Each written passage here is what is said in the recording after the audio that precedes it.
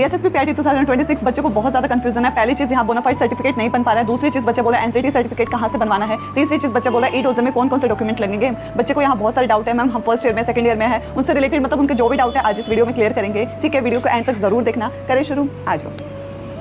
Hello everyone, this is Shivani, welcome back to our YouTube channel education class. हर चीज़ों के ऊपर डिटेल में डिस्कशन करेंगे। पहली चीज़ यहाँ पर हम करते हैं कि बोनाफाइड सर्टिफिकेट के बारे में। फाइड सर्टिफिकेट ऐसा सर्टिफिकेट है जो आपका आगे चल के डॉक्यूमेंट वेरिफिकेशन में काम नहीं आएगा। उसका सिर्फ यही काम है कि एनसीटी सर्टिफिकेट आपको बनवाना है तो उसमें आपको बोनाफाइड सर्टिफिकेट को ऐड करना पड़ेगा जो आपको कॉलेज की तरफ से मिलता है। आपने डीएलएड किया है तो उसके लिए, आपने बीएड किया है तो उस चीज़ के लिए कि हाँ ये बच्चा हमारे यहाँ से इतने साल तक पास आउट है।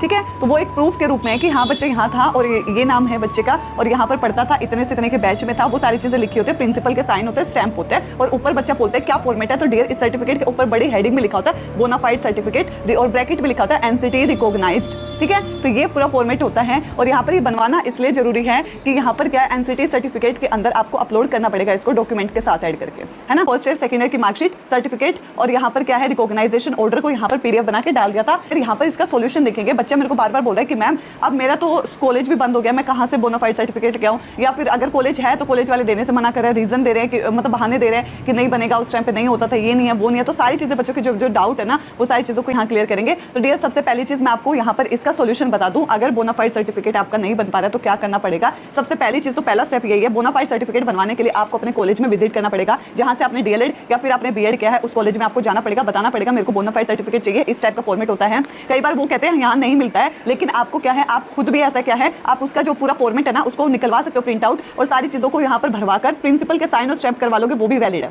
ओके, तो ये एक माध्यम है, इसके द्वारा भी आप क्या है इसको सोल्यूशन कर सकते हो।